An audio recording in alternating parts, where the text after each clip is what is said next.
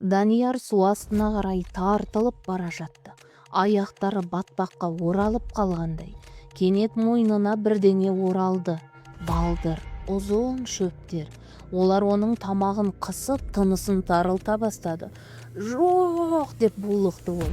Қыздың беті енді адамдық емес еді.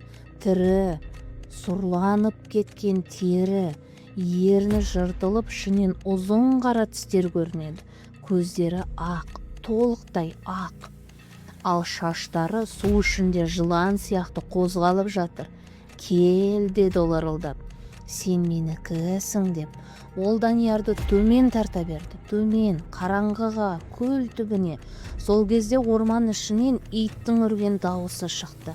Қатты, ашулы. Жігіттердің иті Аю. Ол жағада жүгіріп келіп суға секірді. Шашыраған су ай сәулесінде жарқ етті. Ит тура қызға қарай жүзіп келді. Қыздың басы күрт бұрылды. Оның көздері енді ашуға толы. «Шығ кет!» деп ысқырды ол. Бірақ ит тоқтамады. Ол тістеп алды қыздың қолын. Сол сәтте қыздың бейнесі мүлде өзгеріп кетті. Оның арқасы иіліп, сүйектері сыртқа шығып кеткендей, саусақтары ұзарып, тырнақтары қара ілгекке айналды.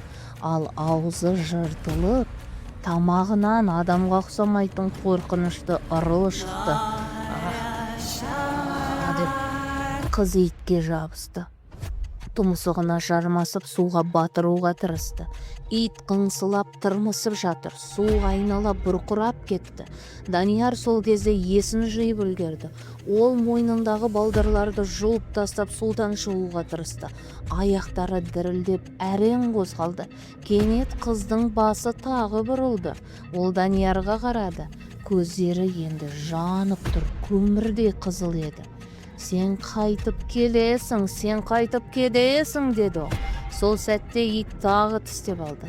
Қыз ашумен шыңғырып жіберді. Дыбысы орманды жаңғыртты. Жігіттер палаткадан жүгіріп шықты. «Данияр, Данияр!» деді олар. Олар фонарьларын жақты. Жарық көлге түсті. Сол мезетте қызы жоқ болып кетті. Су қайта тынышталды. Тек балдырлар мен шөптер қозғалып тұрды. Данияр жағаға құлап түсті. Ит қасына еліп дірілдеп отыр. Жігіттер оны тартып шығарды. Оның мойнында балдырлар оралып қалған. Тері көгеріп кеткен. «Не болды саған, не болды?» деп жігіттер жан-жақтан. Данияр көлге қарап тұрды. Ай сәулесі су бетінде жылтырап жатыр. Бірақ дәл сол жерде судың астынан бірдеңе қозғалғандай болды. Сосын жай ғана сыбыр естілді. Жел сияқты.